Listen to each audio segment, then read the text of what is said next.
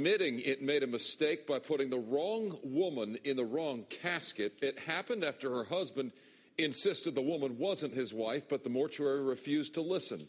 Mary Beth McDade live in Inglewood with details on this mortuary mix-up tonight. MB?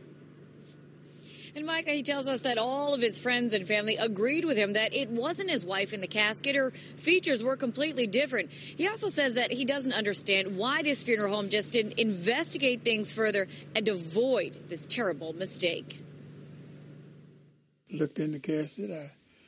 I told him it does not look like my wife. Evan Davidson told the folks at Simpson's Family Mortuary in Inglewood that it wasn't his wife Darlene in the casket. That's what happens after you be sick and do the embalming. It changes.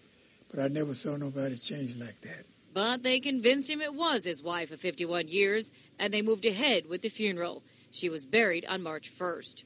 But then, last week, the mortuary called and told 73-year-old Davidson he needed to come down there and identify a body because there was a woman jumping up and down at the funeral home saying the woman in the casket wasn't her mother. I walked in, I said, that's my wife.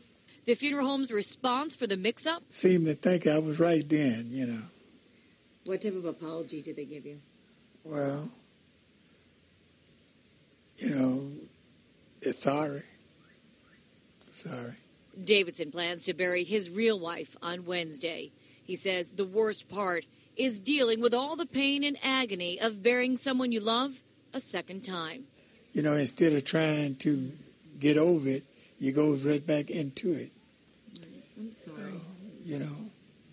I wasn't sleeping as it was. Now, here we go again.